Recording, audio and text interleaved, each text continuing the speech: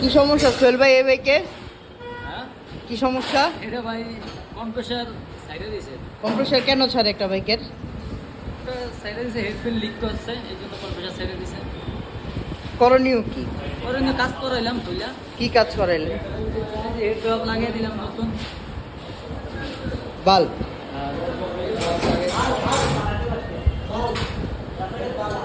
কেমন খরচ পড়লো কাস্টমারের?